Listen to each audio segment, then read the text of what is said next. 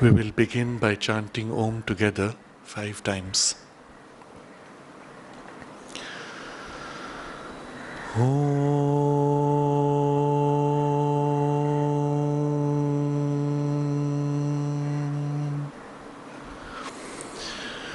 Om.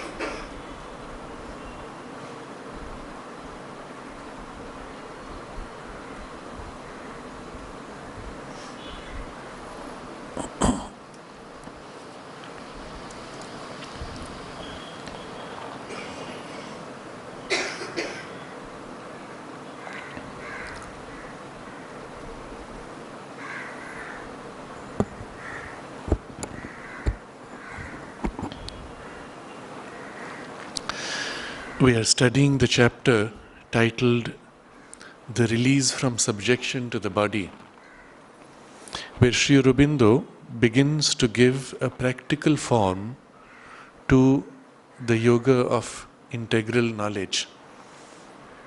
And here, the recognition is that we are not body, we are not life energy, we are not mind, we are self. And the Purusha, that is the observing, presiding consciousness of our personality, has forgotten its identity with the self, and this forgetfulness has to be cured by the Purusha remembering his own true nature. And the first step is remembering that the body is only a working and only one working of nature, of Prakriti. And so the mind, the observing mind, stands back from the body and sees it as not itself. The scope of the discipline can go very far, and even it can go to the extent that the detached consciousness of mind can impose its freedom and its will on the whole functioning of the body and even overcome its limitations, incapacities, and take it to a point where it's capable of so much more than is presently possible. There are 3 things which are the result of this discipline. The first of these we have read last time, and we now continue with the second and third. And you will recall the first. First of all, the mind will know the mental Purusha as the upholder of the body and not in any way the body itself. And this can go so far that the normal relationship of the mind and body is even completely reversed. And we may feel almost, he says, that the body is in a sense non-existent except as a sort of partial expression of our vital force and of our mentality. And all of these, he says, are steps towards the viewpoint of the true truth of things. We discussed this extensively last time with many examples. But the important thing to recall is, presently, we feel our mind is emerging out of the body and its functions. When the body is weak, when the body is tired, the mind is dulled and is pulled down. But when thus the consciousness separates from the body and the mind comes into its own, it experiences itself always free. It experiences that the body itself is only a product of its will, of its actions combined with the life energies. And together the mind and life energy can mold the body, reshape it, imprint on it new habits, new rhythms, new capacities. And so the greater truth is that the mind is free and the body is an instrument of the mind. And it is towards this that our experience moves. It does not mean that the body does not have its own identity or existence. The body is formed out of the universal material substance. And yet what holds that material substance together, keeps it in this form, keeps it in these rhythms of what we call healthy functioning, is not the universal matter, but life force and mind. If life force and mind withdrew, this body would lapse back into the ordinary condition of universal matter, which is soil, dust, dirt, substance of dead matter. This is what happens at the time of death, when the subtle body separates from the physical. It is that which holds the reality of the body, form and functioning. And this is what we begin to experience as this position changes. So the first shift is one of identity. We are more mind than body. Body is only an instrument, something which is external, detachable, like a dress that we wear. The second, which is what we now take up. Secondly, with regard to the movements and experiences of the body, the mind will come to know the Purusha seated within it as first the witness or observer of the movements, and secondly the knower or perceiver of the experiences. So the second step is in relation to the movements and experiences of the body. First step was identity. I am mind, body is like a detachable instrument. The second step is the movements of the body and its experiences are not mine but belong to body domain and to material nature. I am observer. I am the witnesser, knower, perceiver of those experiences. So he uses two words here, movements and experiences. Movements would be things which happen as part of the biological, physical process. You have the body's movement of growth, of change, of sleep, of waking, of feeling hunger, feeling tired, etc. Within that, there are experiences of the body where the body feels elated, excited, or dulled, depressed. So the movements themselves we experience from a poise of witness, observing them. Oh yeah, this body is now feeling sleepy. It feels tired. I am not tired, body is tired.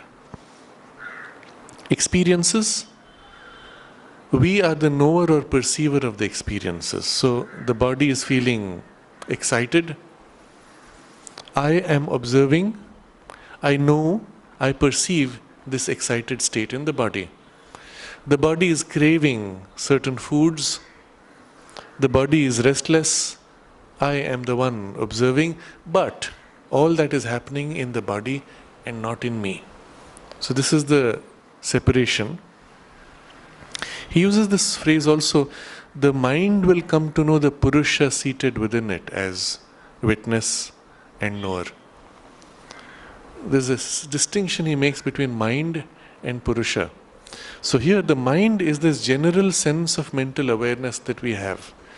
Purusha is the center of that awareness, the part where we feel ourselves self-aware. We tend to not be living always in the Purusha consciousness as observer. We tend to identify in the general mind awareness, losing the poise of separateness and as conscious, self-aware observer. We are rarely conscious of the thought that we are thinking as a separate observing consciousness. We are in the thought as the thinking is taking place. We feel ourselves one with the thought in the domain of mind. But the Purusha is the part which stands back and says, oh, I am having thoughts, and these are good thoughts or these are not useful thoughts. It stands back from. So the mind generally comes to know the Purusha seated within it as the witness. So there is in the mind consciousness itself, two different parts. It, the mind, will cease to consider in thought or feel in sensation these movements and experiences as its own, but rather consider and feel them as not its own, as operations of nature, governed by the qualities of nature and their interaction upon each other. So we observe, in the body all these things are taking place. You may even extend the observation to a more complex working of the material world, relationships with other things. And all of this is not I. What is it doing it? Nature, Prakriti. And the thing with nature is always in movement. Nature is always moving in cycles. Nature is always flowing from one thing into another, never stopping. So, the body has its routine. It feels hungry, you give it food, it is satiated, after a while the food moves on, again it feels hungry. Who is making it happen? Not me. It's happening automatically in the body. Who is making it happen in the body? The habit of universal nature. When one begins to look like this, one may even notice what is happening in me is happening in all other people's bodies. The tendencies of my physical substance are the same among all things, all beings, all objects. And one begins even to perceive there is a larger universal nature, of which there are special functions taking place in living beings. Of that, there are specialized functions taking place in human living beings, but they are all part of one general universal nature. What in nature drives them? And he says here, governed by the qualities of nature and their interaction upon each other. And this is placed as a suggestion, but it's a very deep idea, and we can explore it just a little bit and move on. And the idea is this, that in all of nature, there are primarily three qualities. In Sanskrit, in the yogic terminology, they are called guna. Three guna. Tamas, Rajas and Sattva. Inertia, kinesis and balance. And all things in nature are operating with these three. Everything in nature exists by the expression of a combination of these three qualities. We've had this discussion many years ago in another chapter of the synthesis, but briefly to dwell upon this idea. When there is an object, how do you know that an object is there? Let's say there's a flower. How do you know the flower is there? Because it gives off certain, or it has certain qualities. And you interact with those qualities. By the interaction of those qualities, you know that there is something. In this case, light reflects from the petals with a certain vibration we call yellow, registers in you. What is the petal itself doing?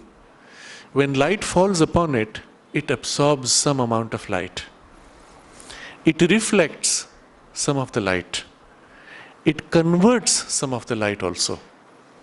For example, there are objects which absorb visible light, convert them into infrared and release infrared light. Now you will see in the functioning of the flower three characteristics. One which is passive. Light falls on it, it absorbs, nothing is done. That is the tamas part. Light falls on it, it converts. It actively modifies. That is the rajas part. Light falls on it, reflects in a certain proportion. We may say perhaps this is sattvic But more appropriately, sattvic here would represent the balanced response where only so much is reflected in proportion of the whole. It is this balance which is the sattvic character. But you notice it is the combination of these three qualities which makes for the particular response of the flower. If there was only tamas, all light falling in is absorbed, would you see the flower? It would practically be non-existent for you. It's as if light has passed right through, moves on to other things which reflect, or does not move on. At best you might see a shadow somewhere, that's about it, but you won't see the object. If there was only rajas, just let's say a strong reaction, a light falls on it and the flower heats up, or the flower gives off an intense different pattern, then again you would find handling the flower to be not so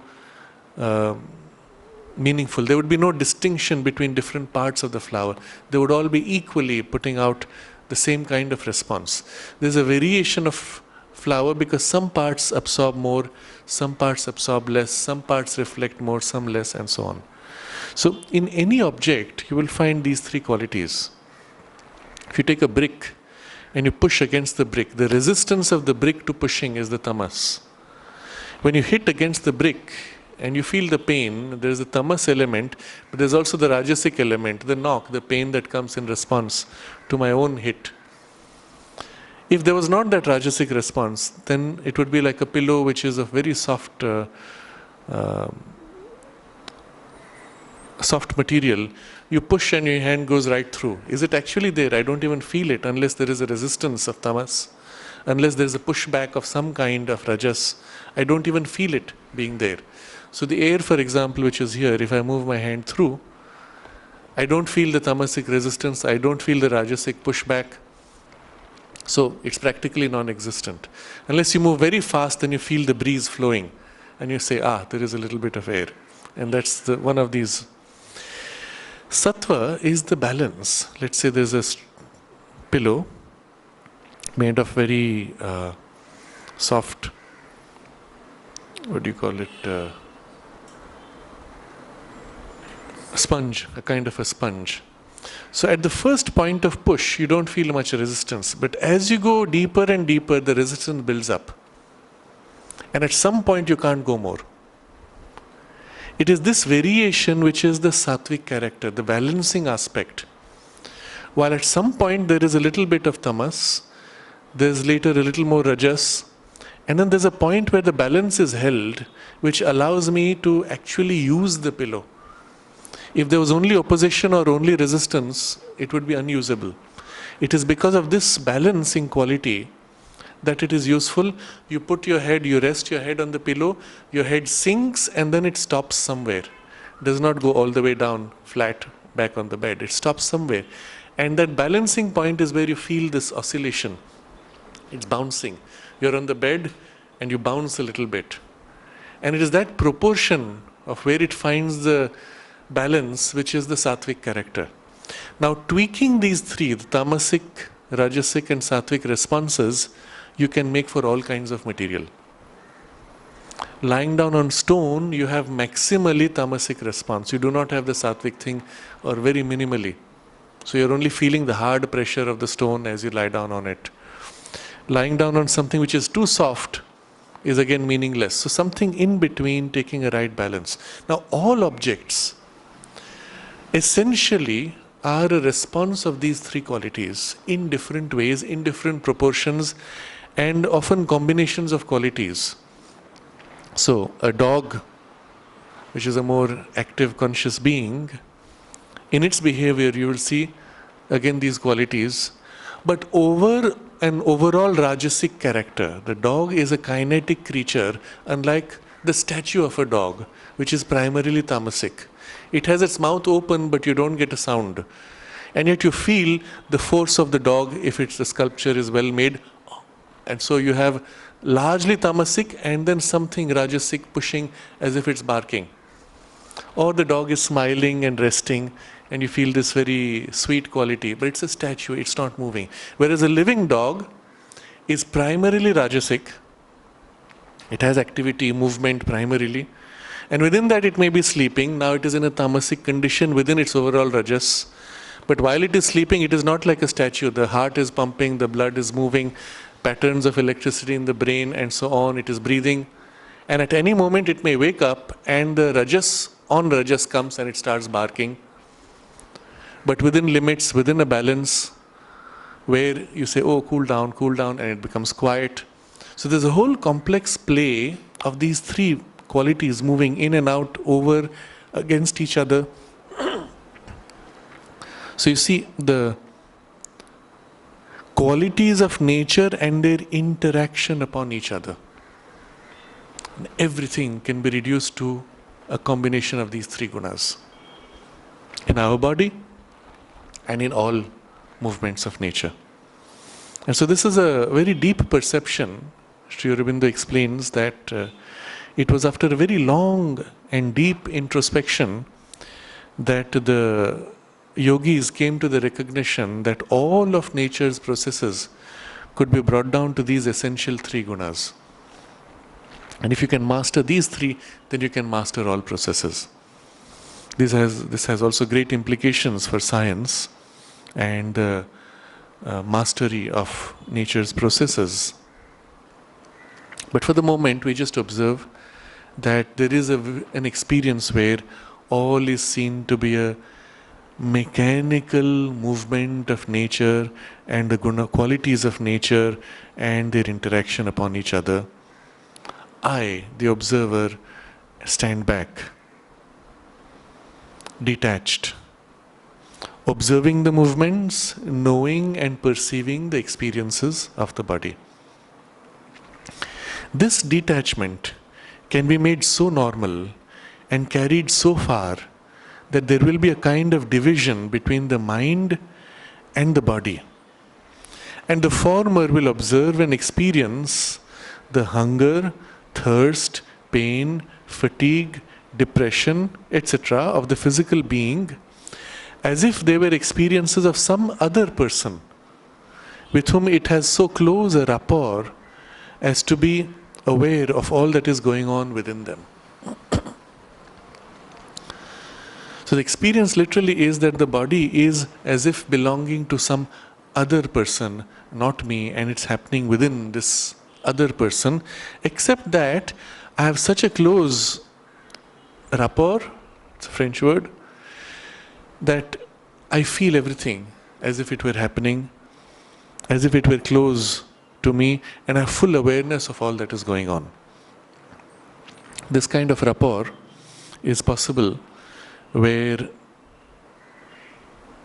for example, a mother has just given birth to a child. She feels the child as a part of her own body, now separated. So there is an otherness, and yet it is her own body which is now separated. And so she senses, she feels what the child feels as if it is happening in herself. That's the closest we can come to normally to this kind of an experience. A rapport, the word means literally bringing back, as if something is brought back into oneness, into ourselves in identity.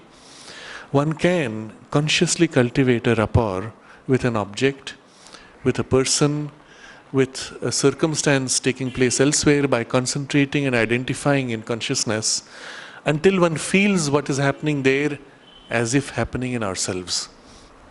And so there are many unusual experiences of this kind which are all classified in a category that they call psychic or paranormal experiences, where a person can experience such a strong rapport with another that even the physical experiences of the other are felt as if happening in oneself.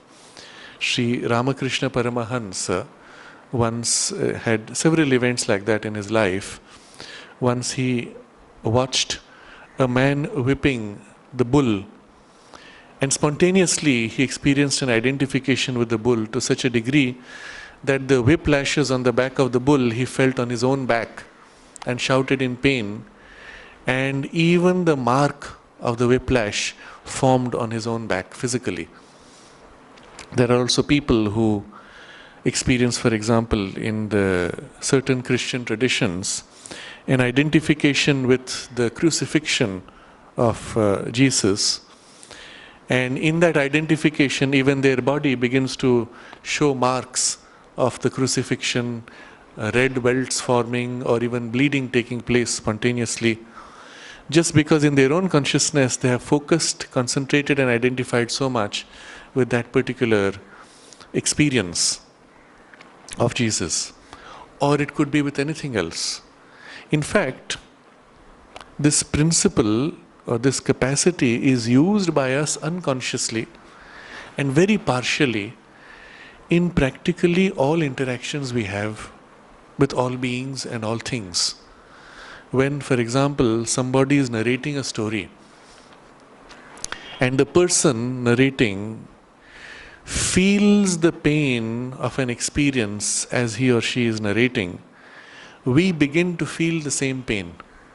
That person is on the brink of tears and we feel ourselves experiencing the same tears, as if we are experiencing it, as if it happened to us. We can of course quickly detach ourselves and shake off the identification and the whole thing stops.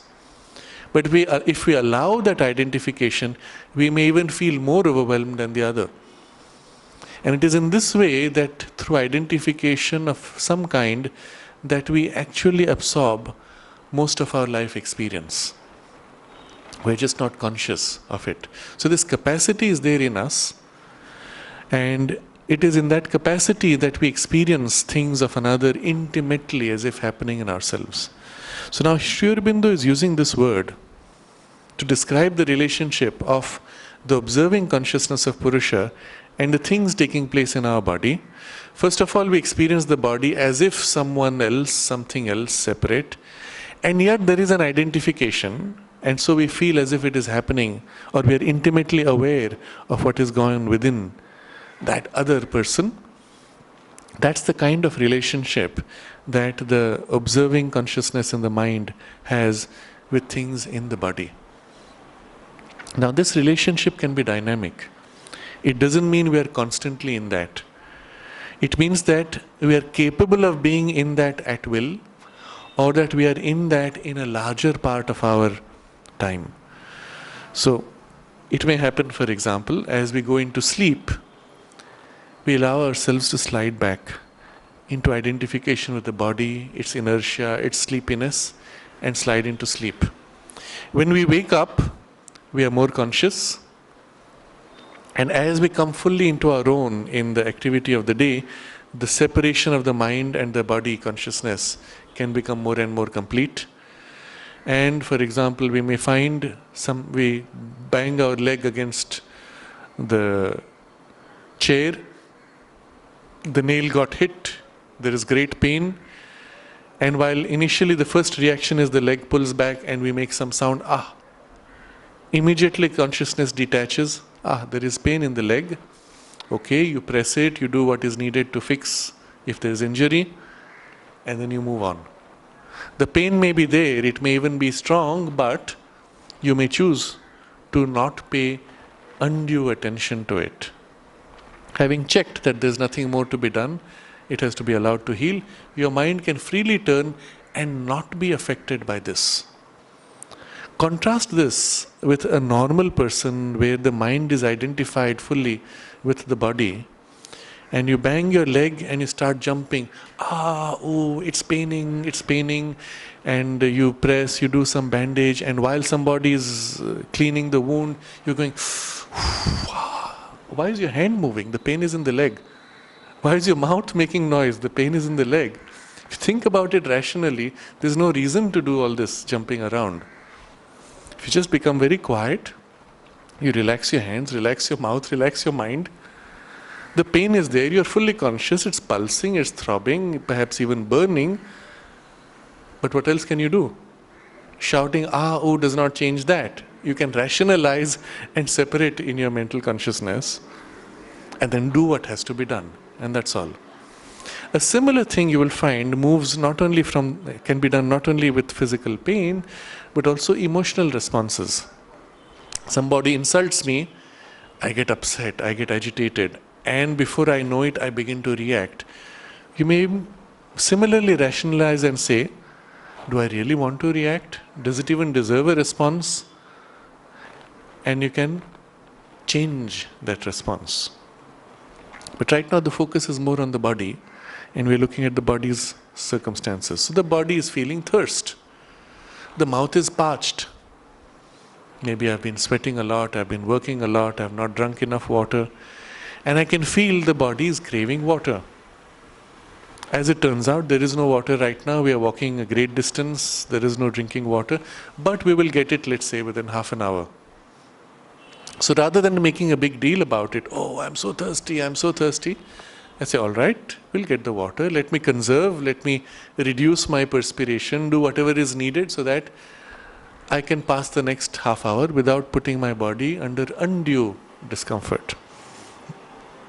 Or similarly, we may experience a depression of the body. The body is feeling low today. It often happens in relation to the weather in certain climates. They say, if you live in London, when the sun is out and bright, everybody is smiling.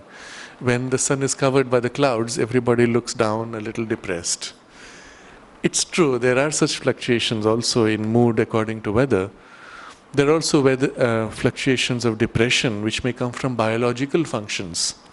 During, for example, certain cyclic processes of the body, we may experience a dulling of the energies. During menstruation, for example, or when one is very tired, having overworked, having not had enough sleep, and the physical energies go low enough, automatically it pulls the whole consciousness down to what may be described as a kind of a depression of the body. You may be smiling, it is not an emotional state, but it is dulling of the life force in the body. You feel low, you feel incapable of action. And at that point, if your mind is embedded in the body, all your thinking about the world changes. So when you're depressed, you look at the world and everything seems hopeless, meaningless. There are opportunities coming your way. Who will take it up? Is it any use? After all, it will end soon. It may not work. I'm always unlucky. Should I even bother to make the effort? There's no point. I know it will fail. The thinking has been warped by the state of the body energy. The same thing when the body energy is boosted and it's full and fresh and even has an excess of energy, does not know how to contain. The first opportunity that comes, I jump and catch. I know I can make the most of it. I know I can extract, perhaps even excessively. An opportunity comes which may be perhaps too big for me to handle, but it feels like, because my energy is excess, it feels like I can do anything. And it's the opposite of a depression. You have an exuberance. All of these are part of the biology process affecting the mind as long as the mind is embedded. When the mind stands back, it observes, oh, now the body is dull, and so it tends to cloud perspectives. Now the body is high, excited, thrilled, it tends to push in a certain way, but I stand back and choose by a higher value. Does it make a rational sense? Is it possible? Is it reasonable? Is it useful? Is it worthwhile in the balance? Putting in proportion all the other possibilities, I choose rightly. So in this way, the mind feels the body separate, and yet because of a rapport, it knows intimately what is going on inside. This division is a great means, a great step towards mastery. Once you have this, you can see how the mind can even change the patterns of the body response. And so it's a means and a step towards mastery. For the mind comes to observe these things first without being overpowered, and finally without being at all affected by them, dispassionately, with clear understanding, but with perfect detachment. So first step is, you find you are affected by these things but not overpowered. So I'm thirsty, I'm tired, I'm hungry, I'm in fatigue, I have depression, I have pain. It affects me. But I am able to rise above that effect and still think clearly and act reasonably. The second step is when you're not even affected. Oh yes, the body has hunger, but I can go on.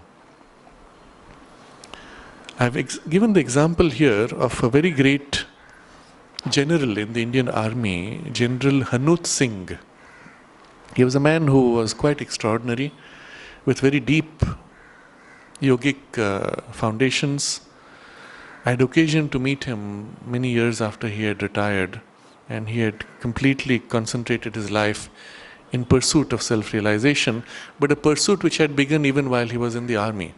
So every day he would be alone for 2 hours in his room doing his basic practices and meditations, and many of his troops had unusual experiences with him. Sometimes even he seemed to be bilocated. While he was in his room, they saw him somewhere else on the hill and things like that. But during the Indo-Pak War, I think 1971 war, they say that he stood on the battlefield on his feet for 3 days and 3 nights without eating or sleeping. Fully concentrated, fully functional, all faculties intact.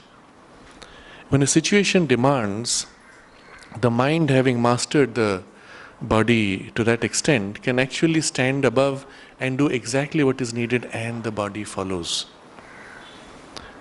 So this is a capacity which grows. And so, without at all being affected by these things and functions of the body, a mind can be dispassionate with clear understanding but perfect detachment. This is the initial liberation of the mental being from servitude to the body.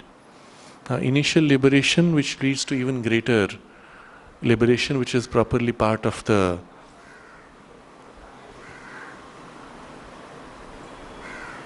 we'll see this in the third step, will be a greater liberation, but eventually the mastery will come as part of the yoga of self-perfection.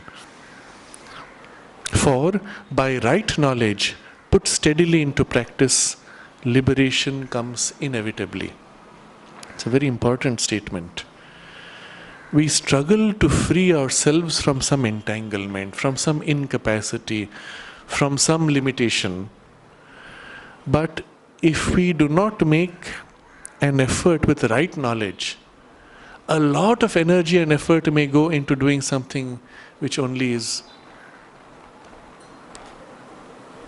ineffective because of wrong understanding, wrong psychology, wrong knowledge of how these things work. A very common example is what modern Western psychology teaches you to get rid of anger. And one of the means they teach is you exhaust the anger by indulging in it. So you are given a room where you have pillows everywhere on the wall, and they say now exhaust your anger by hitting, shouting and screaming. So you spend half an hour shouting, banging everything, screaming away, and eventually you're so exhausted you come out, you're so exhausted you don't have energy to be angry, and they say now you're free of the anger. Sri Aurobindo points out that this is very bad psychology, because what you're doing is deepening the grooves of anger. The next time when a situation provokes anger, you'll find yourself slipping into anger more easily. And so it is a wrong understanding and a wrong application because of wrong knowledge. You may put a lot of energy, spend years doing this, and end up with bigger problems. Unfortunately, a very large part of modern Western psychology is based on a wrong understanding of how things work in human beings. And so many of the methods involve long periods of therapy, and mostly what heals the person is not the method used in the therapy, but just the fact that there's somebody listening affectionately and giving you a lot of love and affection, which helps you to heal. And the whole psychology behind is quite limited and distorted. So here he is pointing to the means, and when rightly done with this way, with this understanding, with right knowledge, put steadily into practice, liberation comes inevitably. So the practice has to be steady. I can't do a little bit today, forget it for a few days, and then try again tomorrow. Yes, it will always have an effect. Every effort we put has an effect. But when done steadily, sustained, even with a low level effort, but sustained over a long time, you will find the liberation comes inevitably. And once a little bit is free, the rest becomes easier, and the rest is easier. And very quickly, one finds a poise of freedom of the Purusha, observing consciousness. So this is the second change. And then the third change, finally, the mind will come to know the Purusha in the mind as the master of nature, whose sanction is necessary to her movements. So right now it was only observer. The Purusha was observer of nature, and now it is master of nature. Unless the Purusha sanctions, nature cannot do what she does. And this is the stage when mastery becomes possible. And we see, he explains this. It will find that as the giver of the sanction, he can withdraw the original fiat from the previous habit of nature, and that eventually the habit will cease or change in the direction indicated by the will of the Purusha. Not at once, for the old sanction persists as an obstinate consequence of the past karma of nature until that is exhausted.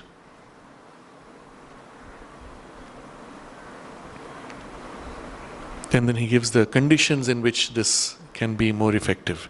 So the idea here is this: how did nature begin to have this pattern, this rhythm, this particular form of response? Because somewhere something allowed it, or even initiated it. Once it initiated a certain movement, nature continues that movement, builds upon it, and upon movement are built up in a hierarchy. So for example, when we eat food, there is a whole instinct. First of all, a newborn baby feels hungry. The hunger is felt in the stomach, not in the mouth. And yet the mouth starts moving.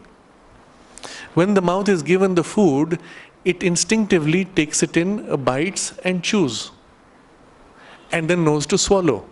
Now each of these functions has been separately taught to the body consciousness and the body instinct. All of these are arranged in a large instinct which organizes their proportions. And while swallowing, automatically the throat blocks the tube which takes air to the lungs and takes the food down a different passage. Once in a while, when you are eating and you are speaking or you rush to speak, there is a brief interregnum where this natural instinct is interrupted by your rushing instinct of speaking, and the food goes in the wrong pipe and you cough, which is again an instinct pre-programmed, which you have never had the chance to learn, which has been pre-programmed from many, in the species, from many millions of years, that the food going in the wrong pipe has to be pushed out, and you go, oh, oh.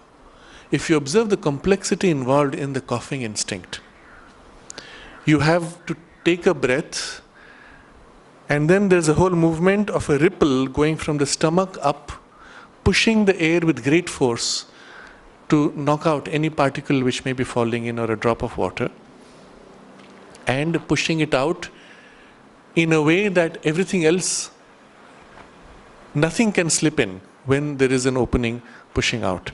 It's a very complex instinct, but it's there.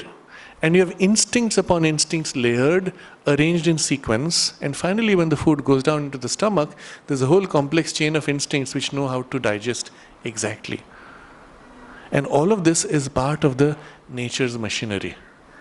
If you ask the question, who programmed these instincts and when, you will go back all the way to the amoeba, single-celled bacteria, which had instincts of taking in food and of digesting and of expelling waste matter. And the more complex organisms subsequently, each of them had a layer of new formation, new patterns of instinct added. All of those are now embedded in our biology. At each of those steps, when a new instinct was programmed, there was some knowledge, some consciousness, Purusha, standing back from the process, guiding to form that instinct, programming it, and then letting go. And nature continues the rhythm of programming. So what he's saying here, the original fiat order from the previous habits of nature, all of those are there. And those were given by a mental consciousness, a Purusha consciousness. And if some mind had given, and let's say cosmic mind had given that, the same mind individualized in us can also change that, modify it, or even withdraw it. So let's say, for example, I have the habit that every time I eat a lot of food, I feel dull, I feel tired. Now you will explain it away by saying, oh yes, the sugar high in the bloodstream causes this and that. But if I train myself, I can will myself not to get sleepy immediately after eating food. I can, if I find my body has a craving of habit of liking this food and not that food, I can train myself to like the other food or even to dislike the food which I currently like. These are all habits. When the food goes into the stomach, there's a whole complex process of digestion taking place. But if you look at the stomach of a cow, there is a process in which after chewing, the food is stored, half chewed. And when the cow is ready, it brings back the food, chews on it more deeply, more completely, and then sends it back now for complete digestion. So the stomach in principle could be trained not to digest immediately, but to hold the food. Now there are actually techniques used for utility which is not so obvious, often in circus performances or for magic shows, where you can train your body to swallow an object, stop it halfway and not let it go all the way to the stomach, and to regurgitate at will, or to take it all the way to the stomach and then bring it back out consciously. And the whole peristaltic movement that we call the swallowing movement in the esophagus can be trained, can be modified. So one of the methods, you may have heard the name of Houdini. He was an escape artist. You could tie him up with chains and locks and he would still find his way out. One of the methods for hiding a master key was he would take the key, wrap it in some soft substance and swallow it. It would stay in the stomach, not go into the intestine. So he would be checked, he has nothing. And then when he's tied up and he's alone, he would bring it out and then use that master key to open his locks. Or magicians do this sometimes for other effects. I remember as children we used to have a street magician here who would take a bowl of metal. He would show you it's empty. And then he would put his mouth against it and then bring it out and it was full of water. And he will say he has called water from the Ganga, it has materialized. It was very dramatic. Only you had to know that there's a tiny hole on the side which he covers with his thumb.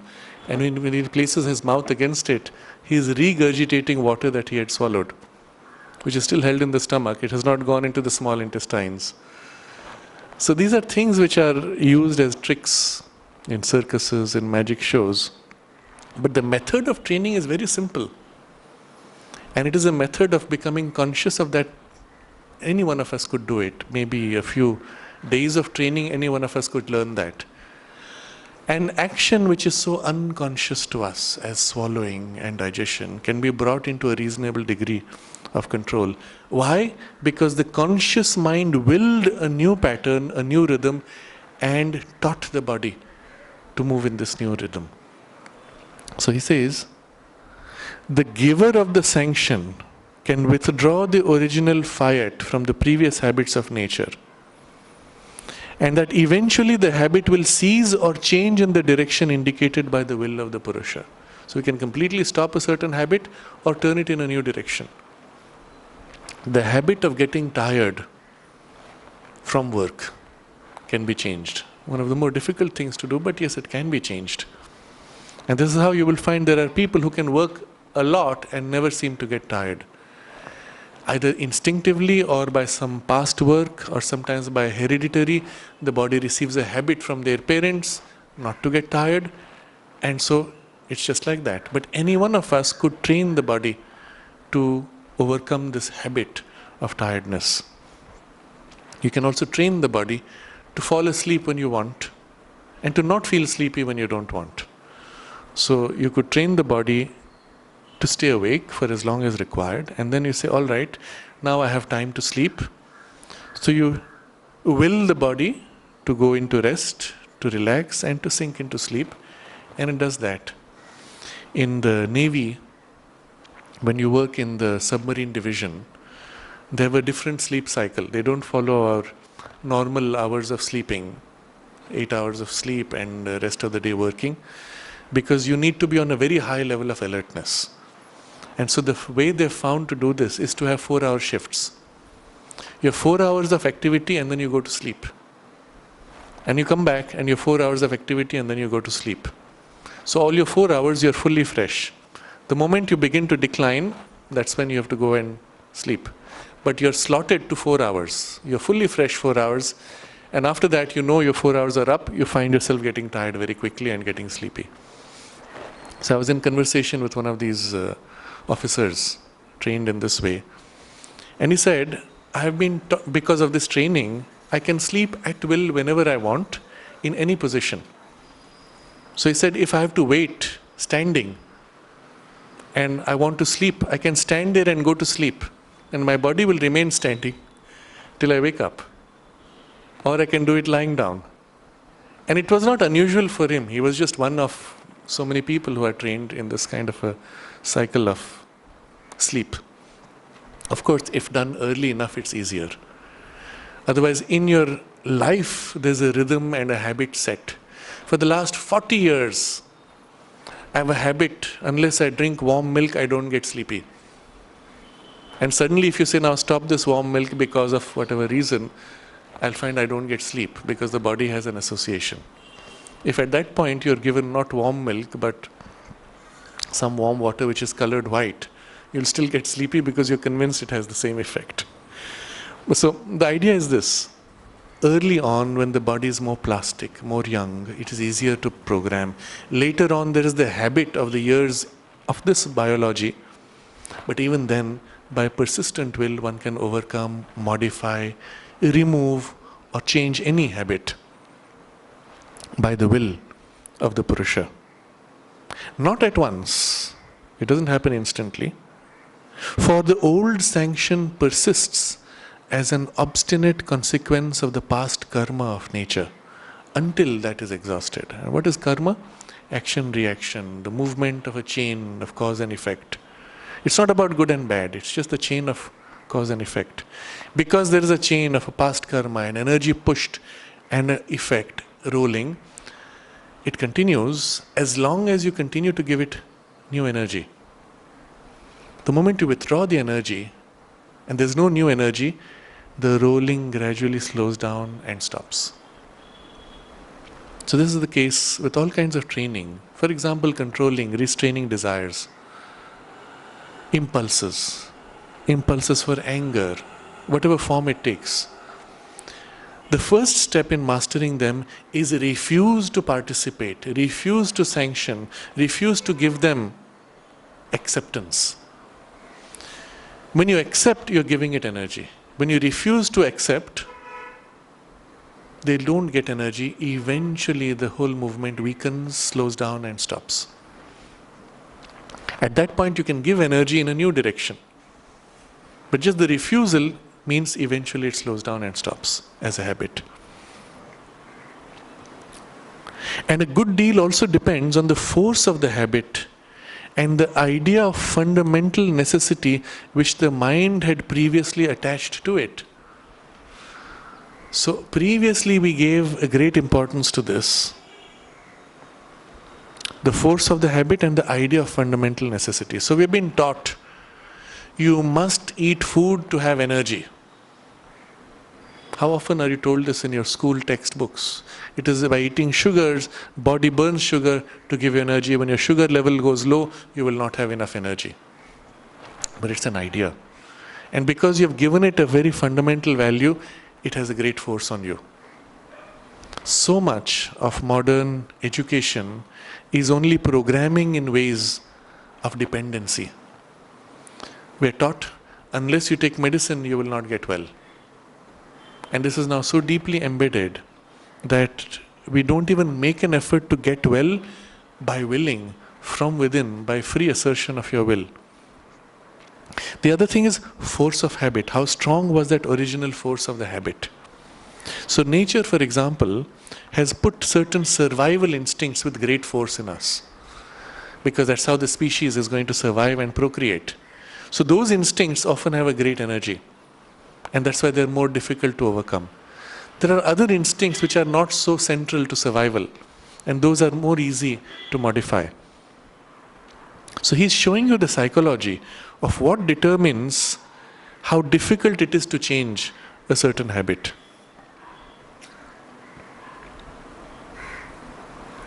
But if it is not one of the fundamental habits nature has established for the relation of the mind, life and body, and if the old sanction is not renewed by the mind or the habit willingly indulged, then eventually the change will come. So the three conditions by which eventually the change will come. The first is that it should not be one of the fundamental habits nature has established in relation to mind, life and body. What does that mean? Eating food and sleeping. These are two fundamental habits. Requiring certain components of nutrition in the biology is another fundamental habit. If you do not have enough calcium, you will have all these side effects. If you do not have enough iron in the food, you will have all these side effects, and so on. These are all belonging to fundamental habits. But they need not have been like that. We see, in fact, animals which do not need those same things in proportion to the human, or do not have it at all and still survive. Another fundamental habit is the temperature range in which our biology functions. Below a certain temperature, above a certain temperature, we break down. And yet there are creatures who live below those temperatures and above those. There are bacteria which thrive in frozen ice. There are bacteria which thrive in boiling water. And if you bring them to our body temperature, they will die from cold. They thrive at the bottom of the ocean where the volcanic releases are taking place. The lava is emerging in the water and water is boiling, and that's where they thrive. You bring them to the surface, they die because of cold. So nature can, in principle, program any kind of life form under any circumstance. We are programmed in this particular pattern. So these are the fundamental relations. One of the fundamental relations for the human being, at least, is the sleep cycle. If we don't sleep enough for a few days, we go completely out of sync. We lose our sense of reality. The subtle body begins to separate from the gross physical. And you begin to see things.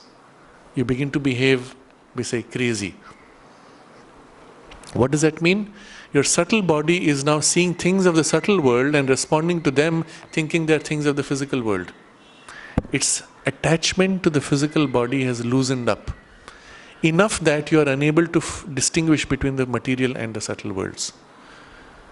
That's when you see things, see people, see forms and respond to them, and someone will say you are mad. You get back enough sleep, your subtle body reconnects to the gross physical, and the realities of the subtle world fade away from your perception and you're normal again, etc. So these are things which are relationships of the mind, life and body, the three sheaths, and the requirements to keep them healthily attached together. But you'll notice in nature there are animals which are not bound in this way. A dog, for example, is able to sleep with different halves of the brain separately. So this dog is sleeping. One half of the brain is in full sleep, the other half of the brain is half awake. So let's say it's the left half of the brain which is half awake, connected to the right eye. Suddenly there's a sound, it's listening with the right ear. Suddenly there's a sound, it will half open its right eye. Left brain comes in, senses, is it serious, is it important? If it is important, it will awaken the full brain, and suddenly the dog gets up and starts barking or rushing. But if it finds, oh, it's not, it's a usual sound, nothing important, it closes its eyes. And then after a while it switches. Left brain goes to sleep, right brain is half awake, and left eye opens, listening with left ear. It's able to do that. Human beings don't seem to be able to do that. Or there are creatures which go to sleep for 6 months at a time, hibernation they call it. During hibernation they don't eat for 6 months, and yet all the biological functions are going on normally. Human beings also potentially could be taught, but that is not part of the current core programming, but it could be taught. And there are efforts, in fact, now to train the human body even to develop these capacities. So, first is, it should not be a fundamental habit. That would prevent it from changing easily. Second, if the old sanction is not renewed by the mind, meaning we keep doing it. If we don't keep doing it, each time we do it consciously, we are renewing the sanction. If we don't keep doing it, then we can change it. If you say, I want to change my habit of getting sleepy every time I eat sweet food. If I keep doing it, obviously it will not change. So I have to break the habit somehow, I have to force it. So there has to be an intention, a sincerity there. Or the habit willingly indulged. So many times people say, I don't want to eat chocolate, but today I'm going to indulge. And when I eat the chocolate, I'm fully enjoying it, immersing and intensifying that habit and that craving, rewarding it, imprinting it in the body consciousness. And next time the craving will be stronger. This has to do especially with the various kinds of desires. So you see, for example, in the early period of the ashram, there is a lot of correspondence with Sri Aurobindo of sadhaks, because they had to be celibate in the ashram. They were struggling with the sex impulse. And one of the points Sri Aurobindo keeps repeating is refusal. A refusal to indulge. The impulse may come, you refuse to indulge and say, oh, it's an action of nature, I do not indulge in it. And gradually it fades force and it fades away, ceases to be a difficulty. At that point, he says, it pops up in dream. And again, you refuse to indulge. After a while, it fades out and it goes away completely from your consciousness and ceases to bother you. But if in between, you had a daydream, you're indulging in the idea, that's when you're creating a conflict. One part trying to get free, another part indulging, and it creates complications. And this point he highlights. It is for this reason that in the West they say if you are celibate, you're going against nature and you'll go crazy.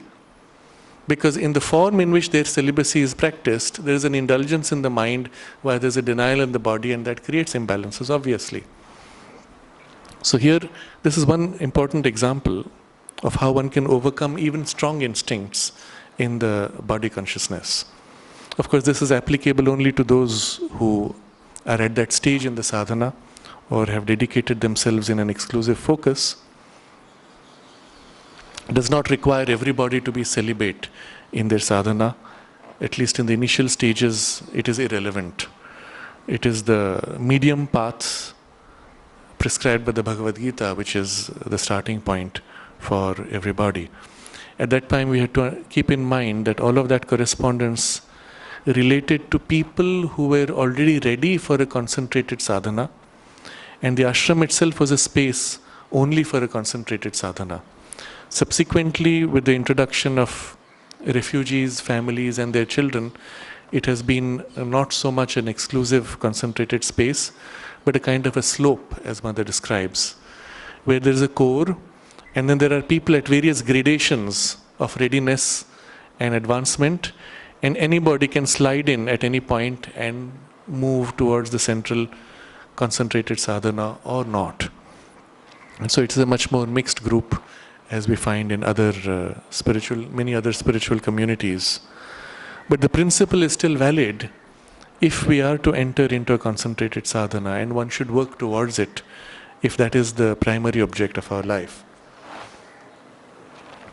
But here the point being, not a fundamental relation established between relationship of mind, life and body by nature, not renewed by mind, and not a habit willingly indulged, then eventually the change will come.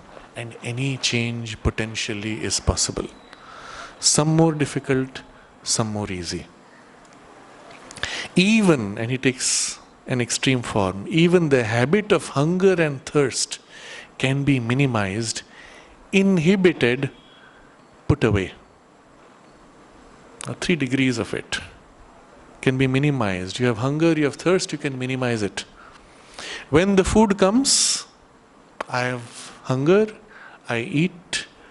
When it is time to drink, I feel thirst, I drink. Otherwise, I will not have thirst and hunger bothering me through most of the day.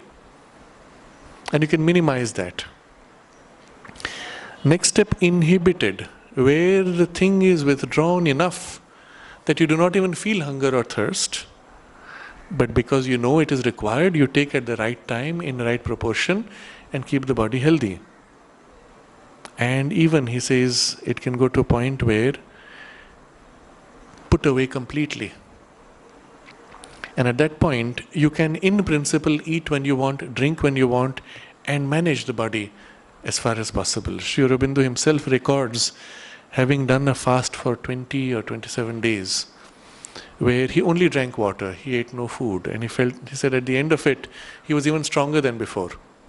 The only problem was there was depletion of body tissue, and a means had to be found to replace the body tissue which is worn out or lost. Another example he takes, the habit of disease can be similarly minimized and gradually eliminated. And in the meantime, the power of the mind to set right the disorders of the body, whether by conscious manipulation of vital force or by simple mental fiat, will immensely increase. So here's a very strange idea to us. Habit of disease. Meaning all disease is essentially a habit. A negative habit, a perverse habit, but still a habit. Why does the body fall sick? Habit.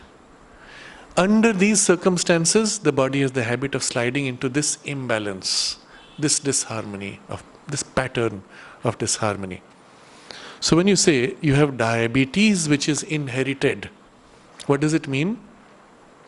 The body processes have a habitual reaction to certain imbalances of or certain proportions of sugar in the blood, and they react in certain ways. And that habit can be transmitted from parent to child, because the child body is made out of the substance of the parent's body. And so the habits of the body tissue of the mother can be transmitted into the child, or the father also. And in this way, it's still a habit which is transmitted. If the mother went through a certain internal discipline of overcoming that body reaction and was able to sustain that new rhythm long enough, then the new habit would be inherited by the child. And if the mother had overcome this particular habit of diabetes, Sri Aurobindo says, for 7 years, he's saying this in another context, but this is the Ayurvedic principle, that a habit is embedded in the body permanently, is embedded fully when it is continued for 7 years. A new habit similarly becomes a part of you when you can sustain it 7 years. So he gives this comment in the context of epilepsy, where he says an epilepsy is an attempted possession and the body is trying to throw off the possession, and the fits are the reaction of the body. But this is because of some weakness in the nerves or a genetic weakness. If for 7 years the symptoms of epilepsy can be prevented, then the body will be free of it. But this is an Ayurvedic principle because, and he explains there, the body renews itself completely in 7 years. Every single atom is replaced. So there's nothing left physically to carry the imprint of the habit at a physical level. The psychological substance is replaced even faster. It has a different cycle. But its roots in the physical are completely removed if for 7 years you have been able to prevent the symptom. But he says if even once the symptom returns, then you have to start counting 7 years from there. Now this principle is applicable to any hereditary illness. If we can prevent those symptoms by whatever means, then we set a new rhythm, a new habit, which is inherited then in the subsequent generations. Now this idea was for modern science something of had a dubious value, because they said the genes are programmed and they're permanently fixed and they're transmitted as they are. So you cannot change your genetic programming. This is what you were taught in your textbooks until 10 or 15 years ago. In the last 15 years, there's a whole new field called epigenetics, which explores how there are other functions, epigenetic functions, which control the genes themselves, which not only activate genes or deactivate genes, but can also modify genes.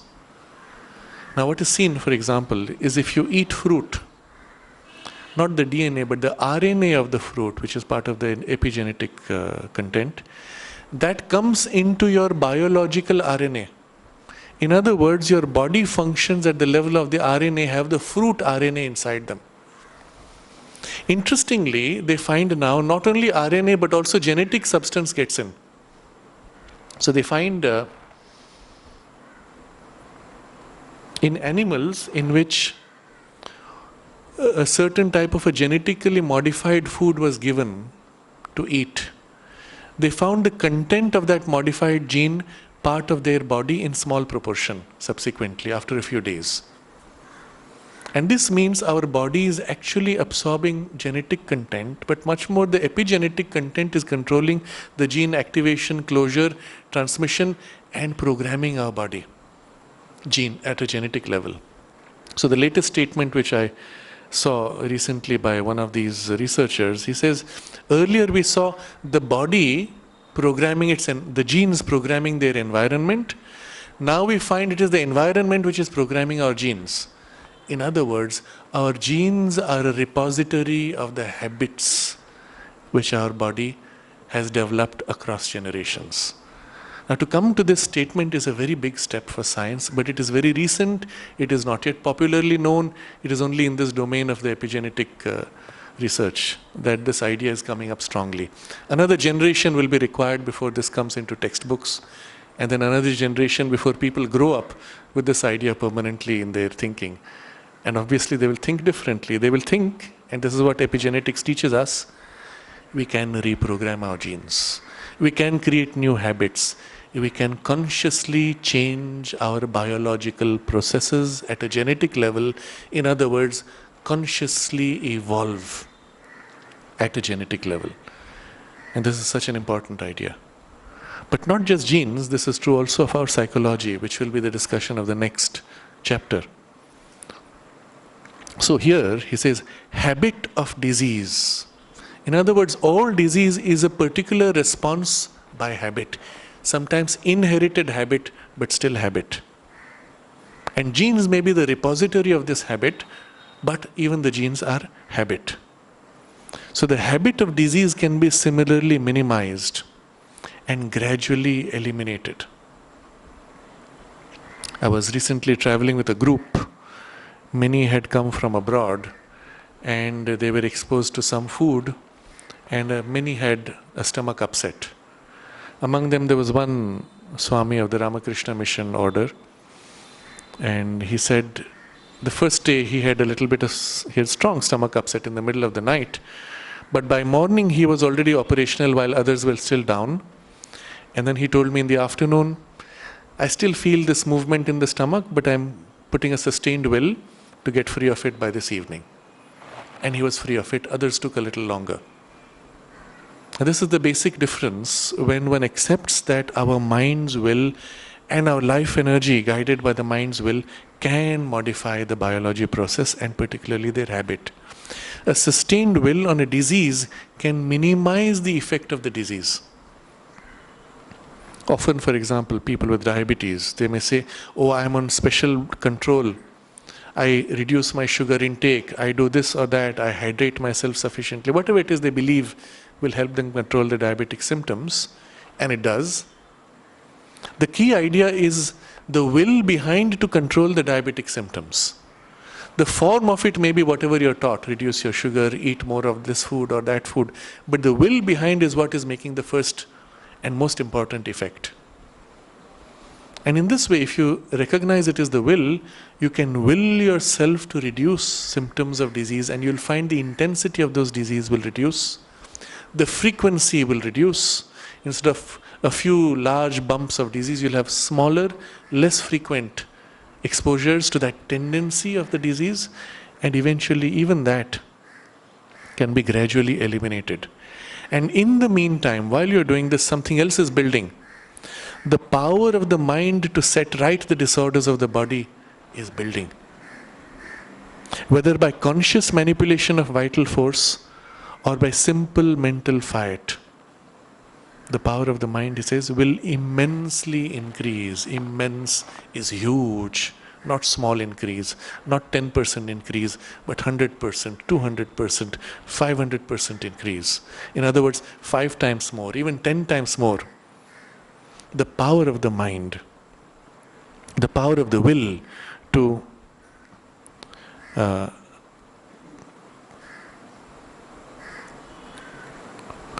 set right the disorders of the body. And he gives 2 ways: by conscious manipulation of vital force or by simple mental fiat.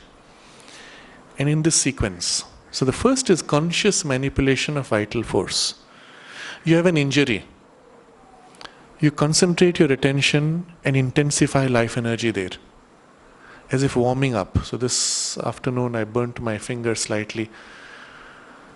Putting a strong force on it, one can accelerate the healing process. Very quickly the pain goes away. Very quickly the healing begins, and perhaps what would normally have taken 2 weeks to heal may happen within 3 or 4 days even. Or at least you'll find you're able to be functional. You can bend your finger now in spite of the burn. Or you find your stomach becoming loose, and you put a strong heat of energy, concentrate to intensify the temperature in the stomach, if you like, with the idea that you're burning up the bad bacteria, and will it, and intensify the energy there, and you'll find very quickly the stomach upset settles, it becomes normal. If you have a headache, you can put a strong intention to relax that part, as if feeling inside the head, inside the energy inside the head, and as if disentangle the energy, loosen it up, relax it, open it, and widen the mind awareness. And the headache gradually recedes, fades away completely. But a persistence like this develops this capacity at the same time, but also changes the habit itself. So manipulating vital energy, or by simple mental fiat, you have a stomach upset tendency, you put a will, I don't want this. You don't have to concentrate to put energy, direct something, increase heat, nothing. Just a will, and the will does whatever is required automatically. So this is a higher level. In the beginning, it is a combination of the two which is most effective.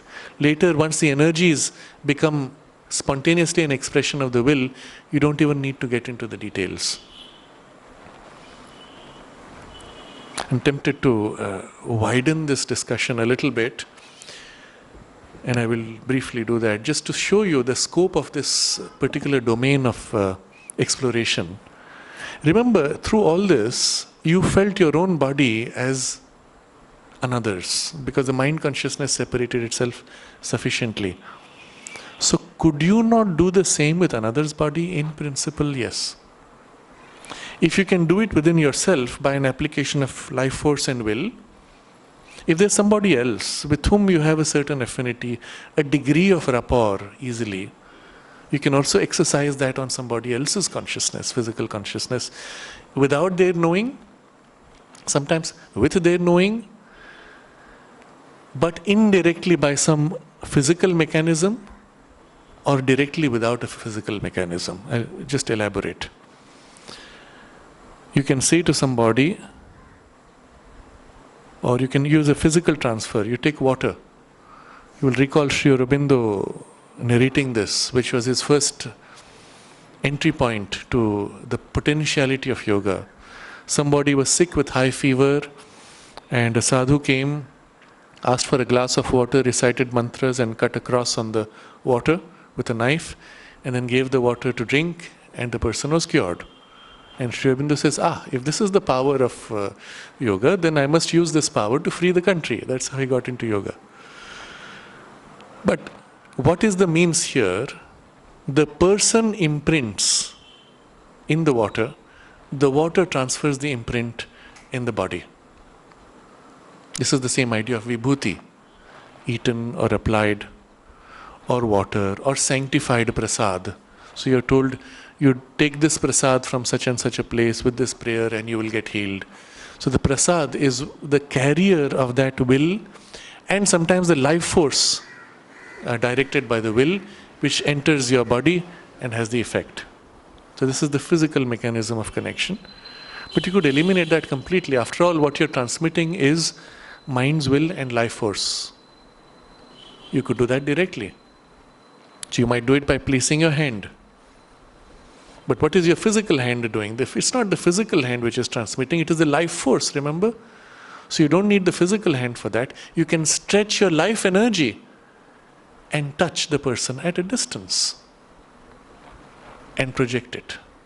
Even you don't need to touch with your life energy, simply you send a burst of life energy with the will, it goes as a bundle, enters the other and works it out. Or if the degree of development is strong enough that the mental will alone is enough, you might just put a strong will and check that tendency in another person or modify it and so on. And it is in this way that Sri Aurobindo and the mother intervened constantly in so many situations, not just with the mind, life energy, mind will, but with a spiritual energy specifically placed for a purpose. And when the spiritual energy is placed, it can even bypass the limitations of all these lower processes and even lead to a rapid and what we call miraculous recovery. But the principle is still the same in all this, and that's what I'm pointing to. And if you can do it in yourself, the capacity to do it in others through this same rapport that you have with your own body, extended now to others' bodies, that capacity also increases greatly. One may choose to develop or not, that's a different story. So I read this sentence again. Even the habit of hunger and thirst can be minimized, inhibited, put away. The habit of disease can be similarly minimized and gradually eliminated. And in the meantime, the power of the mind to set right the disorders of the body, whether by conscious manipulation of vital force or by simple mental fiat, will immensely increase. The power of the mind to set right the disorders of the body. Because the mind is free and now in relationship of master to the nature, who needs now the sanction of the Purusha. By a similar process, the habit by which the bodily nature associates certain forms and degrees of activity with strain, fatigue, incapacity can be rectified. And the power, freedom, swiftness, effectivity of the work, whether physical or mental, which can be done with this bodily instrument, marvelously increased, doubled, tripled, decupled. What a statement! And all based on Sri Aurobindo's own personal experience. Having mastered this, he is telling you this can be done. Not only he did it, he imprinted that on many of the disciples in the early years. Many others, with the help, not direct imprint, but with the help, also attained to similar things. So what is it that's being done?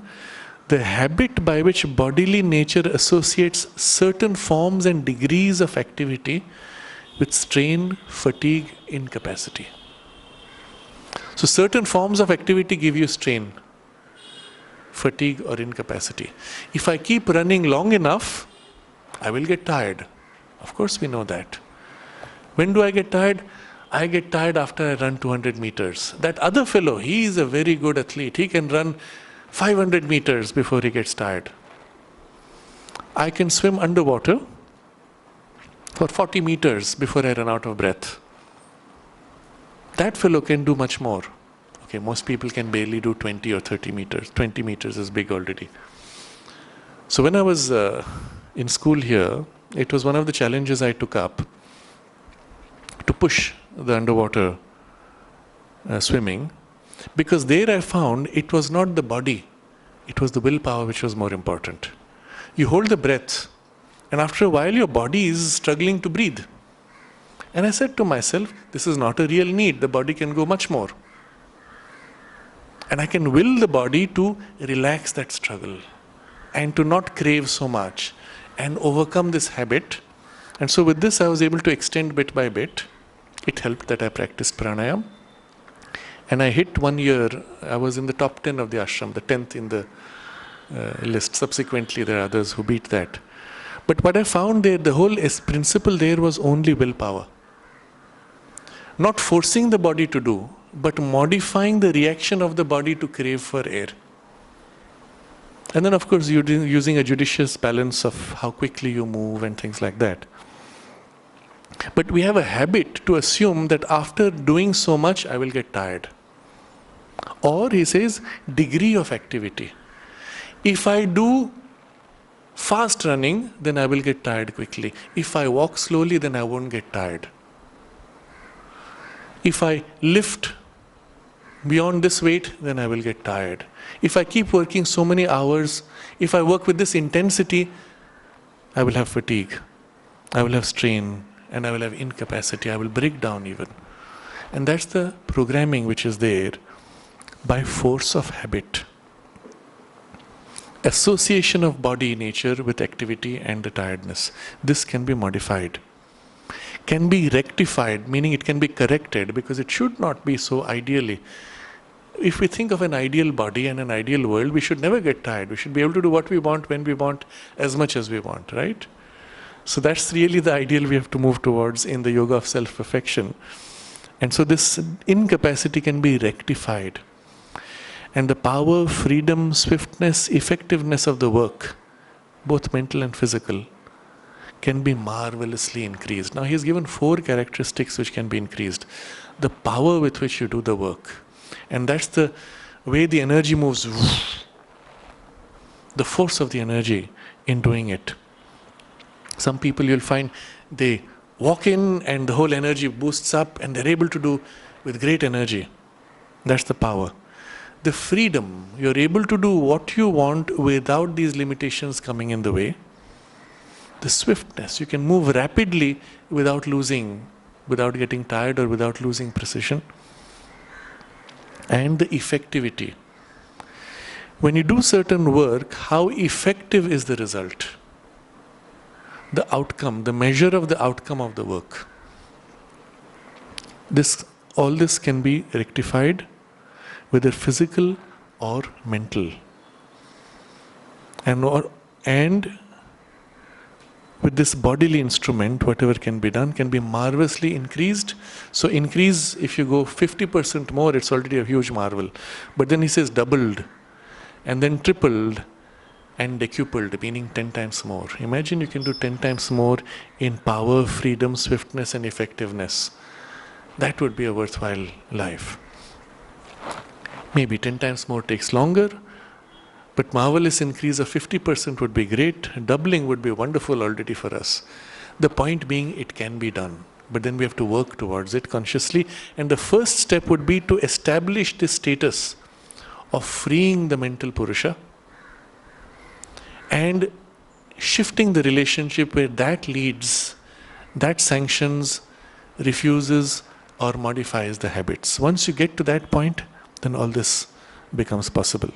And Sri Aurobindo himself, as we have mentioned before, has demonstrated this when he was able to work huge amounts, walk large amounts, without getting any fatigue. Or even there are other circumstances when if I go into heat, I get tired quickly. That idea also he overcame. He was able to walk barefoot on the hot roads in the middle of summer at noon. And not only the body did not get disturbed by the heat of the road, but with full capacity to function normally. It's only a habit that with heat we get drowsy. So because you have a habit, the military, the US military, when they come into the tropical regions, they compulsorily force their troops to have siestas, because that's their habit. But somebody who lives in the tropics may not have that habit, and they don't need those siestas.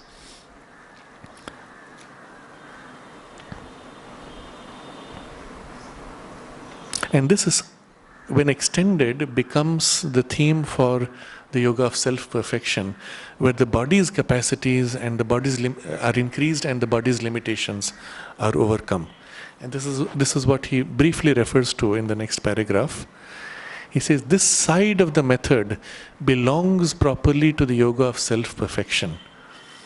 But it is as well to speak briefly of these things here, both because we thereby lay a basis for what we shall have to say of self-perfection, which is a part of the integral yoga, and because we have to correct the false notions popularized by materialistic science. Now, these are the two reasons why he is taking trouble to mention this here.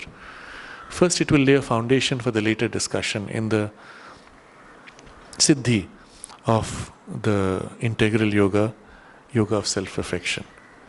But second, because we have wrong conceptions which science has taught us, but a science which was materialistic. It saw only matter and saw mind and life forces as products of matter.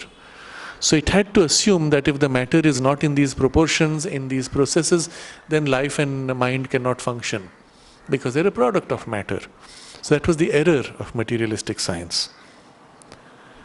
If you made your science turn upside down, put consciousness first and matter as second, as a phenomenon of consciousness, then it is obvious that consciousness can do so much more that matter cannot.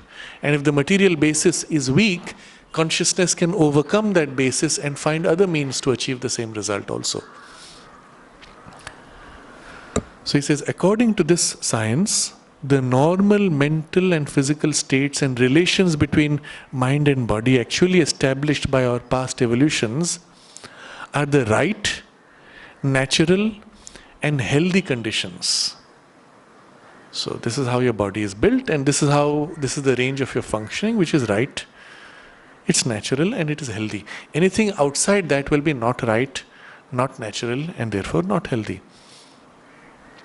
Anything opposite to them is either morbid and wrong, or a hallucination, self-deception, and insanity.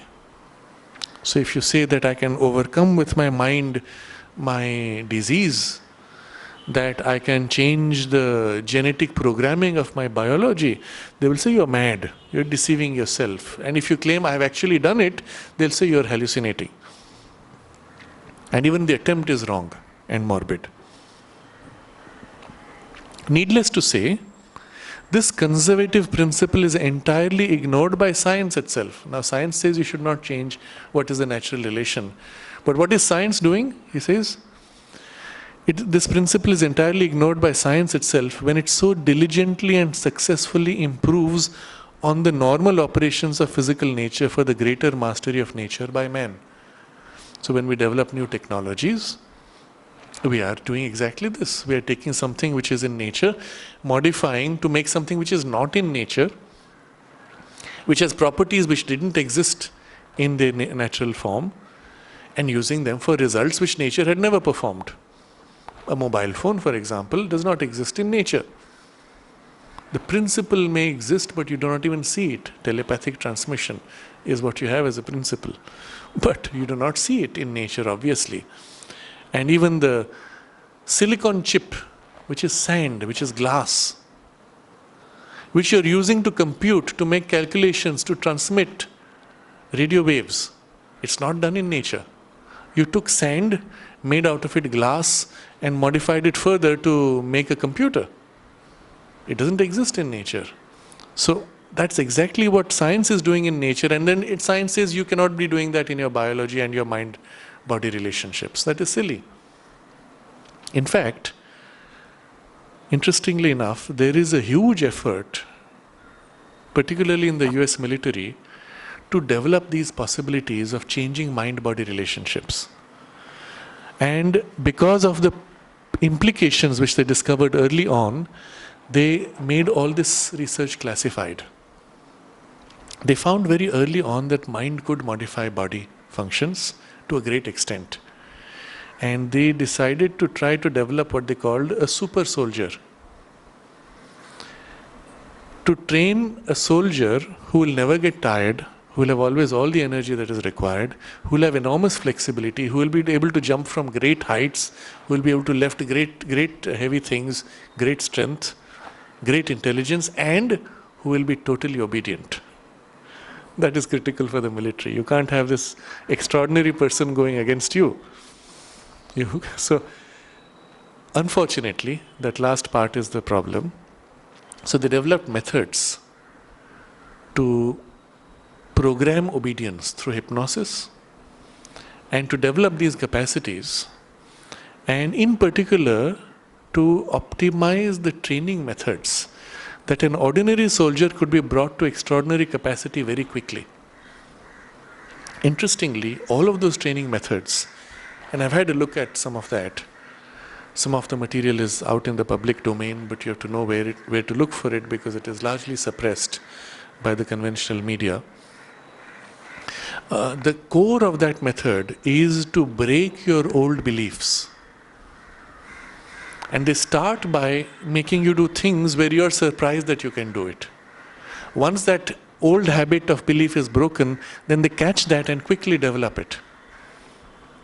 Second method is to assert a new belief very strongly right at the beginning, that you can do whatever you choose to do, that you will never fail. And then build on that to greater and greater degrees. So I give an example of the second method first. Let's say you're teaching somebody to shoot an arrow or a gun with precision. If you get the person to sit and aim at 50 meters, all of the first shots will be off-center. And you will have inculcated the habit of failure. You'll teach the person that this is difficult to do. So what they do right at the beginning, you have a target which is 2 meters away. You hold the gun in front, you aim right at the center, shoot in the center. Perfect success. And then you take the target half a meter away each time, and you keep on. And suddenly you realize you're shooting at 50 meters with exactly the same precision as if it was point blank range. And this is done within 2 days. What normally as a training would take years to develop, you have done in 2 days. Why? Because you emphasized a positive belief. I can do with exact precision without failure. And then built on it bit by bit, extended the limit. I mentioned earlier also in the ashram how even in our food here we had a very different belief system that, and whatever the simple food was given was enough to make you healthy.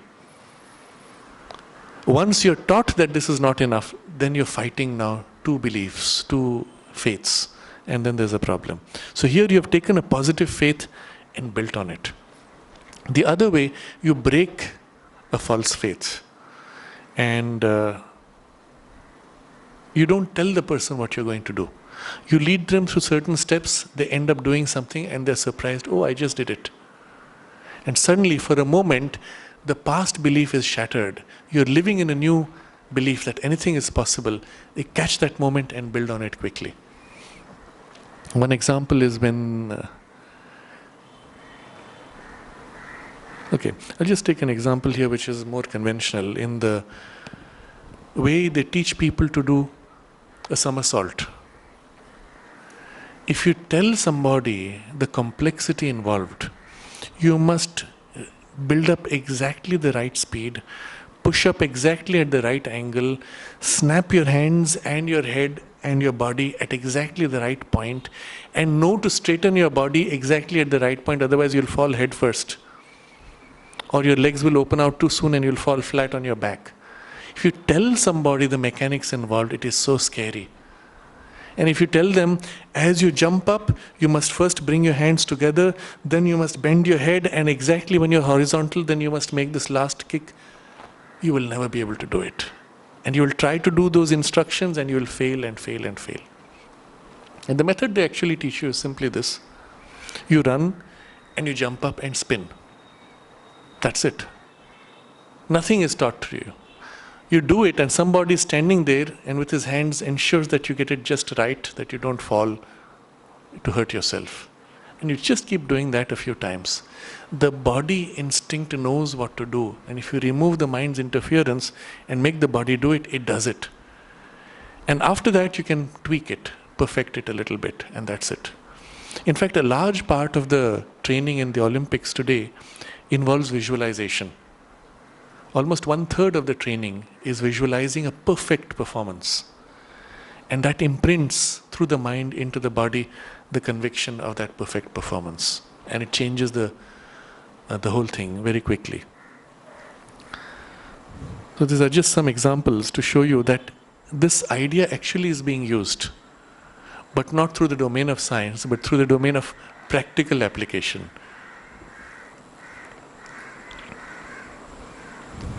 Suffice it to say here once for all, that a change of mental and physical state and of relations between the mind and body, which increases the purity and freedom of the being, brings a clear joy and peace, and multiplies the power of the mind over itself and over the physical functions, brings about, in a word, man's greater mastery of his own nature, is obviously not morbid and cannot be considered a hallucination or self-deception, since its effects are patent and positive. So anything which helps you to improve and to bring greater purity, freedom, joy, peace, and multiplying the power of the mind over itself and on the body, you cannot call it morbid. And it is something which can be seen visibly and felt. So it is not hallucination. In fact, it is simply a willed advance of nature in her evolution of the individual. A willed advance of nature in her evolution of the individual. So nature has been evolving us. We are not conscious, as she is evolving all creatures. And we are now doing a willed advance of that same evolution of nature. An evolution which she will carry out in any case. Even if we didn't do it, she will make it happen, maybe slower. But in which she chooses to utilize the human will as her chief agent. And this evolution, nature has said, first I will build this human being, I will make this human being more awake, and then I will awaken in the human being the will to master himself and to speed up evolution. That's her object. Why is that her object? He explains, because her essential aim is to lead the Purusha to conscious mastery over herself. This is the deep truth. Nature takes this Purusha, the divine consciousness entering the cycle of birth. She looks upon this as her master, the Lord himself, now as a child in potential. She gives birth to him as if by creating the forms of nature around this Purusha, and gives him all the nourishment of the experiences of life by which she nourishes him and makes him grow bit by bit.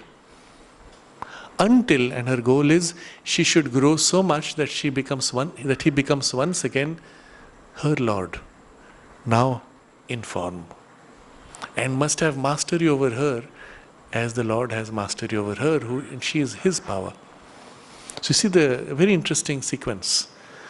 There is the divine consciousness as Lord, puts out his energy, which is nature, and then enters into the play of his energy of nature as an emanation, as a tiny point, a spark.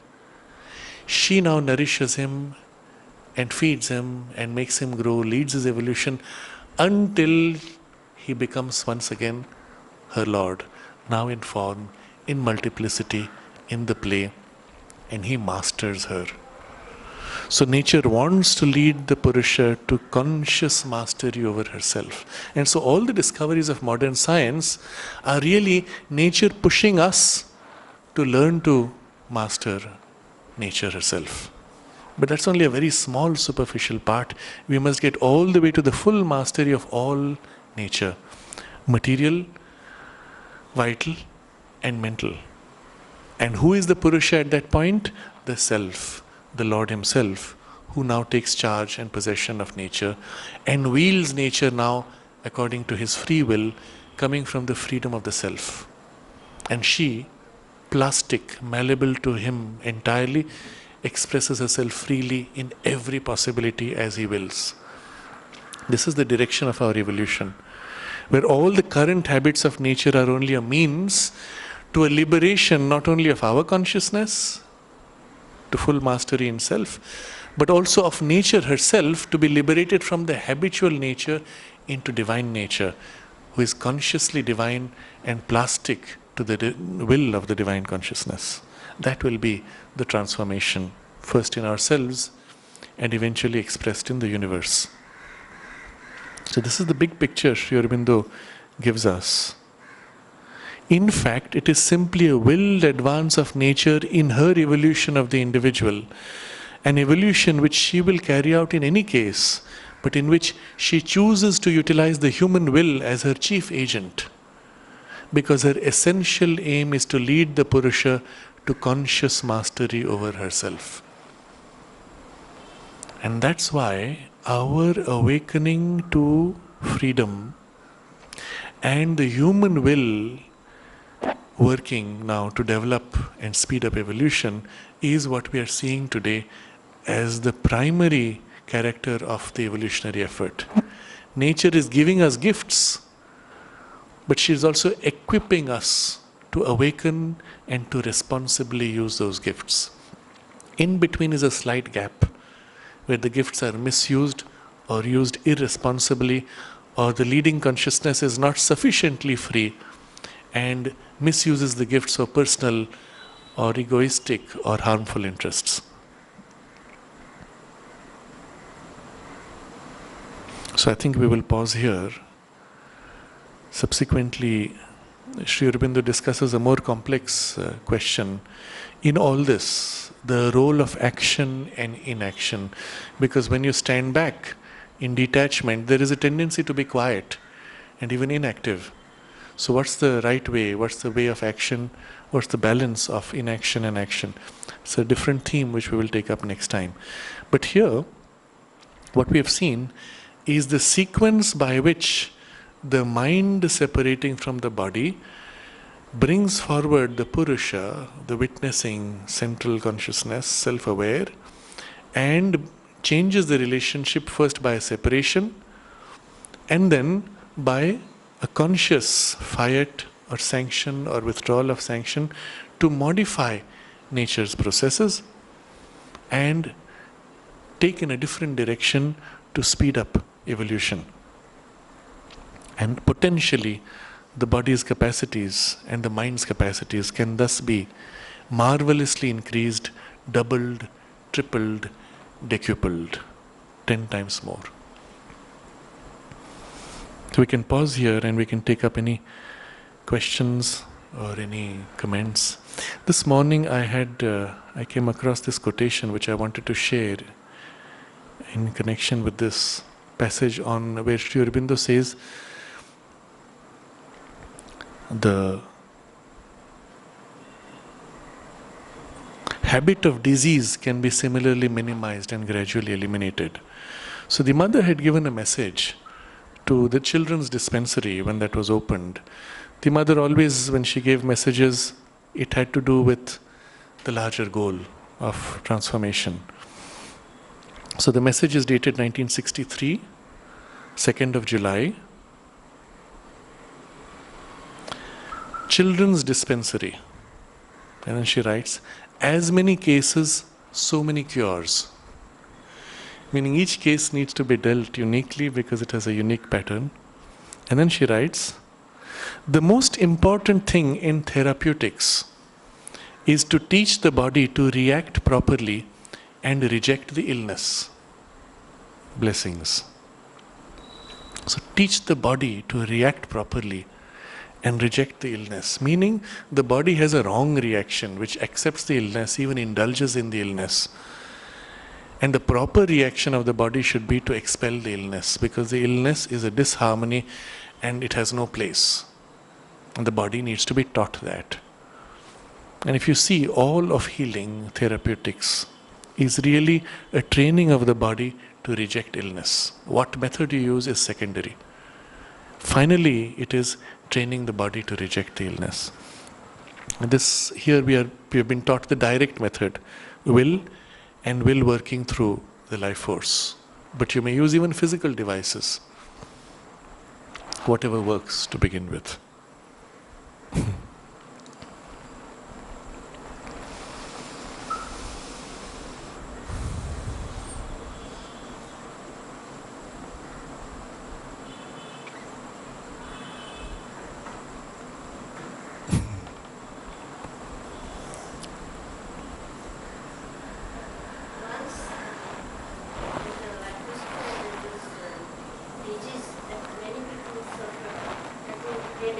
Mm-hmm. I got that. I tried so many ways just to detach myself from Mm-hmm. think of flowers, noodles, and the food and all that. How hard I tried, but still I was getting I couldn't get rid of. Mm-hmm. So what did you do finally? It went on and It went away on its own. but I didn't take any treatment. Mm-hmm. Slowly. Yes. So to overcome the headache, you tried all kinds of external remedies. No, internal means Internal also to detach and separate. Okay. So when you detach from the headache, from the pain, the part of you that detaches is not feeling the pain. You have pain in the head, but you are not in pain. Okay? At that point, from this part, you can either put a will on that part, or you can invoke a help from above, or the part of the mind which has the headache, you consciously loosen up from inside and open it and widen it. And that dissolves the headache. You'll feel the headache when you observe it, it feels like a knot, something twisted, something blocked, something tight. And that's where you have the pain of the headache. Feel that knot and gradually loosen it from inside. Open it out, and then especially open it to something wider and freer from above. Yes. I surrendered myself to Yes. whatever way Yes. I tried, but still it was there. Mhm. So try it in this way. Yes. The thing is, the prayer helps, but if the part which has the problem prays, then the help is more direct and the result is quick. For example, if I have a stomach ache, the part praying is the mind, but not the physical consciousness where the stomach ache is there. Then the help has to work through the physical consciousness, which may even be refusing the help. You understand? Some part of me finds it convenient to have a stomach ache because now I don't have to go and do that thing which I don't like. Or it gives me a chance to indulge in myself in some self-pity, and it actually enjoys that condition. Some part. That's what blocks the help from above. So ideally, if the part which has the problem opens up in prayer, you get an immediate result. Generally what happens though, the part which prays is different, and that's why you have either a time lag, or a partial result. During chikungunya also, it happens. Yes, yes, yes. I was, Also keep in mind, some of these illnesses have a strong habit of heredity. So the psychological intervention may not lead to miraculous cure the first time, but it will lead to faster cure and reduction in symptom. If you get that, already you're on a good track, and just persist in that. And gradually the symptoms will get less and less. The duration will become shorter and shorter until the tendency goes away. Yes. How do you differentiate between your will And and your ego? differentiate between will and ego. The ego instinct is that part which feels separate from everything else. Okay? If my action comes from a sense of separateness, then it originates from an ego consciousness. The Purusha consciousness in itself need not feel egoism. It stands back as an observer, but it can also feel itself like a vast backdrop supporting everything. So when in mind I stand back from my thoughts, my first experience is I am observer, like a point observing all my thoughts. I am separate from everything else, and there may be a sense of I-ness separate from all. And it's easy to slip into ego consciousness from there.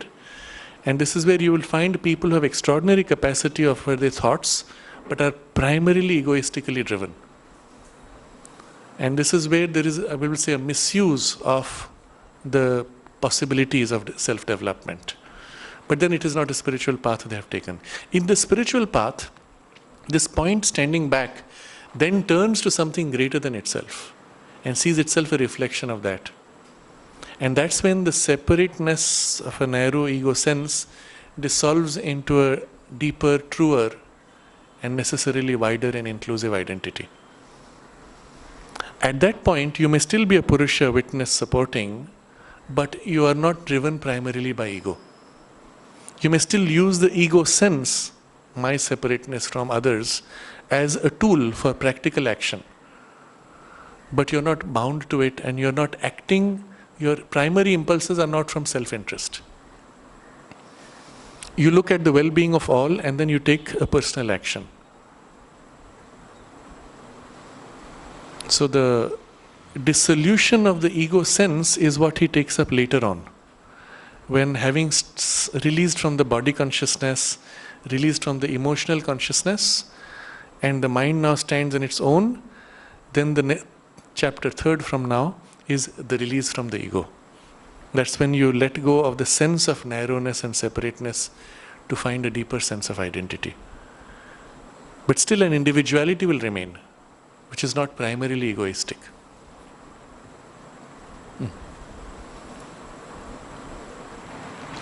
In between, while we are still in a ego consciousness, the thing to remember is that in all our efforts, we look at a larger interest rather than narrow self-interest. Then already we have taken a step of freedom from the personal ego. So if you simply do this, that every time you have to act, you take into account the results and the implications of your action upon others, and modify your action suitably that there is minimum inconvenience or discomfort to others, while still fulfilling what you feel is your primary requirement. And it's always possible. And then you act in that way. Then already you have taken a basic step to free yourself from a narrow, petty egoism. You're not free of ego sense, but you're freeing yourself from egoism, which is referring only to yourself without consideration for others. Ego is not bad, it's only a focal point for action. Egoism is bad, which is an obsession with yourself and your self-interest.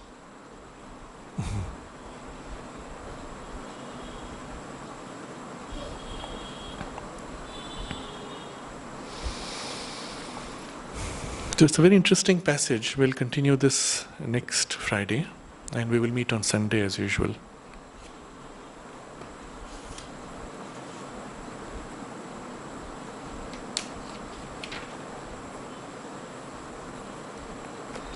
We'll end with a chant of Om together 5 times. Om.